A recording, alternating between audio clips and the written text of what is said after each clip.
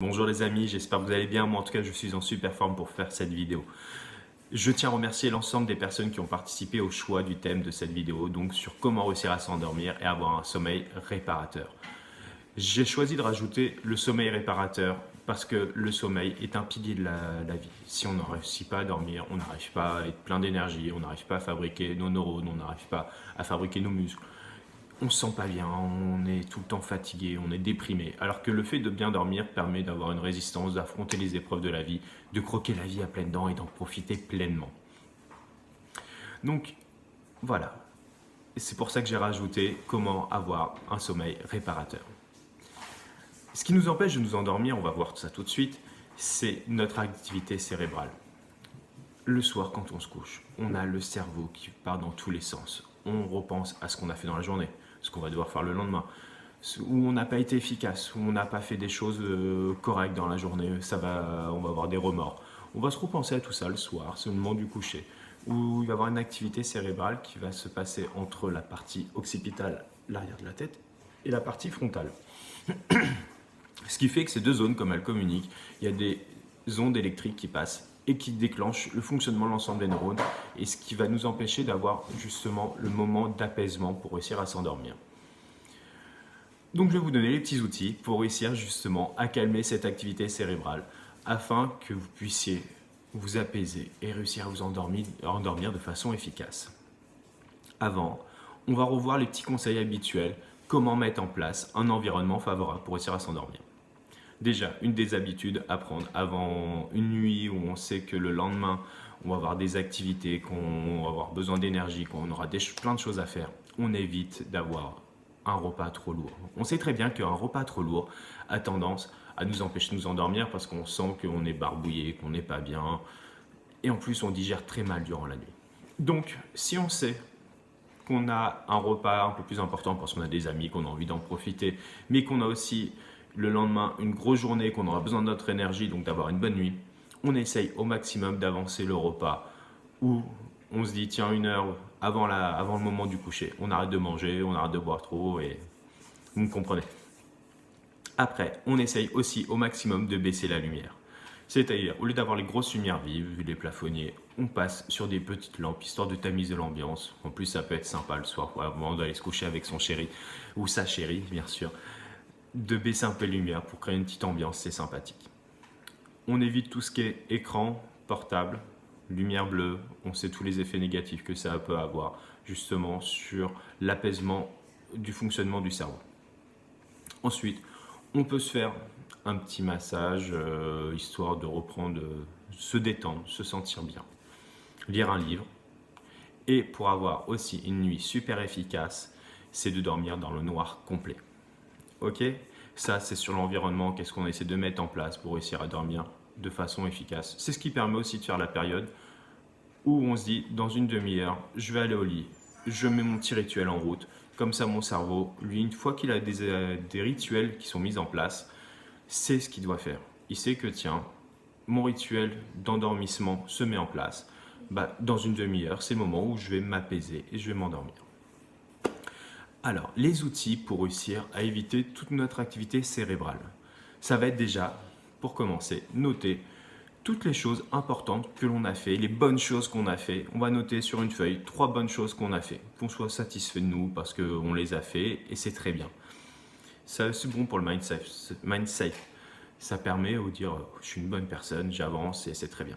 Je note aussi les 3 choses que j'ai pas réussi à être super efficace dans la journée, où j'ai pas été spécialement aussi une bonne personne. Et là-dessus, je les note et je marque derrière ce que je compte faire, pour quelle intention je vais mettre pour résilier ça dans ma vie, pour faire en sorte que le lendemain, que les jours qui vont suivre, cette attitude qui est négative et qui m'empêche d'avancer ou qui est négative pour les autres, je la raye de ma vie. Et voilà, j'avance. Et aussi, donc, je note ce que je compte faire le lendemain. 3 choses, mais 3 choses importantes. Comme ça me libère complètement le cerveau. 3, 4, 5 choses. Ça dépend des objectifs à atteindre, des petits ou des gros. On n'hésite pas. On planifie déjà sa journée. On se dit, tiens, ça à faire. Et comme ça, le soir, déjà, Une fois qu'on est au lit, on n'a plus besoin de penser à ce qu'on a fait dans la journée, ce qu'on a à faire le lendemain et ce qu'on a pu réaliser de négatif dans la journée.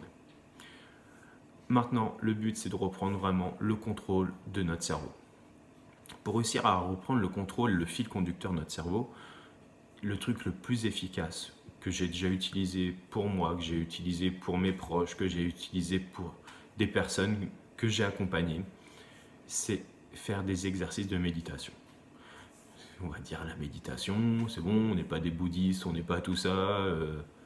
Voilà. Mais la méditation, c'est juste un petit exercice de respiration et de réussir à dire à son cerveau, quand je respire, je pense qu'au fait d'inspirer, expirer. Et toutes les autres idées, toutes les autres pensées qui viennent dans ma tête, je les laisse couler, je ne les retiens pas. Parce que souvent, c'est ce qu'on fait le soir. C'est-à-dire qu'on pense à quelque chose et on se remémore la chose dans tous les sens. On essaie de trouver... Mais non, au moment du coucher, c'est le moment où on doit dormir. C'est pas le moment où on doit trouver des solutions. Donc, on va apprendre à notre cerveau à se poser. Il y a un exercice, en tout cas, la méditation peut se faire sous 3 formes. Soit un exercice de respiration. J'inspire, j'expire, en me disant au niveau du... On s'imagine le mot inspirer, expirer, juste au niveau de la partie frontale, parce que c'est ici la partie de commandement, c'est la zone frontale au niveau du cerveau.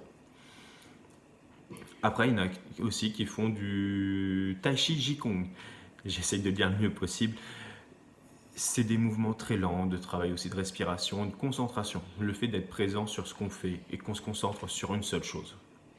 Ensuite, il y en a aussi qui arrivent à faire de la méditation grâce à la prière. Pour tous ceux qui ont un aspect spirituel, qui ont religieux, la prière est une très bonne chose pour apprendre à s'apaiser et à contrôler le flux de ses pensées. Une fois qu'on a réussi à mettre en place un exercice, donc le plus simple pour moi aujourd'hui, c'est l'exercice de respiration. Donc on va essayer de mettre en place le 365. 3 pour 3 fois par jour, 6 respirations en 1 minute et sur un laps de 5 temps. 5 temps, j'inspire, 5 temps, j'expire. En pensant toujours, j'inspire, j'expire, engrammé vraiment derrière le front, j'inspire, j'expire. Et tout le flux de pensée, on l'évacue. Vous allez pouvoir essayer de faire ça 1 minute, 2 minutes par jour, 3 fois par jour, si vous avez la possibilité, et vous verrez l'apaisement, la sérénité venir en vous. Une fois que vous avez réussi à reprendre le flot de vos pensées, vous arrivez à maîtriser l'ensemble des pensées qui viennent dans votre tête et vous êtes apaisé. Il y a une chose qu'il faut que tout le monde arrive à prendre en compte, c'est que c'est nous qui commandons à notre cerveau ce qu'il doit faire. Il faut arrêter de laisser notre esprit partir dans tous les sens.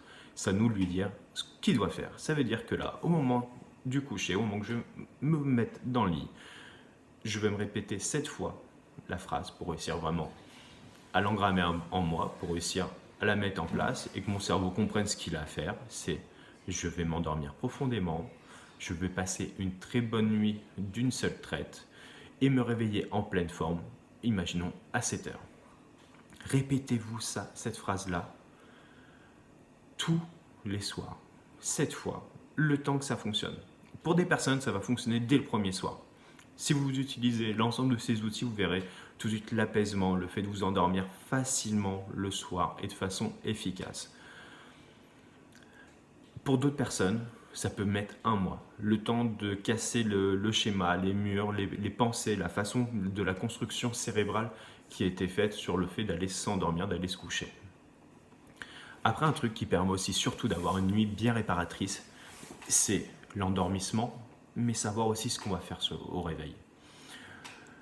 Le meilleur conseil que je peux vous donner par rapport à ça, c'est au moment du réveil, vous vous posez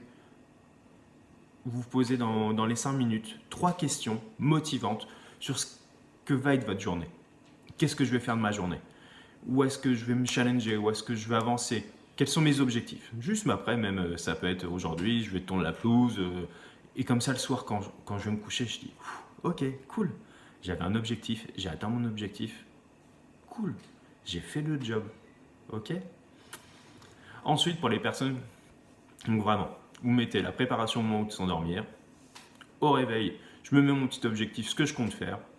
Et vous allez voir, déjà en plus ça va vous dynamiser pour l'ensemble de la journée, vous allez être en pleine forme et vous allez pouvoir avancer nettement mieux. Parce que je crois que le but de tous, c'est de réussir à avancer. C'est pas de stagner, c'est pas de rester végétatif. On a envie d'avoir une vie enrichissante, pleine de tout simplement.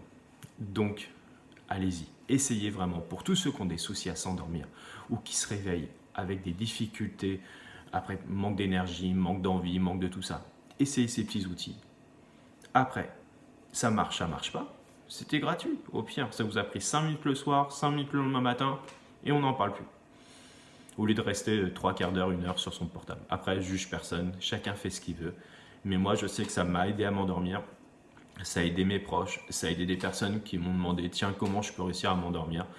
J'ai même réussi à avoir un collègue qui me dit oh, j'arrive pas à m'endormir et compagnie. Il s'endormait à côté de moi dans le camion quand je lui ai fait faire le petit exercice de respiration. J'ai placé un petit peu ma voix sur ce qu'il devait faire pour guider un peu son esprit.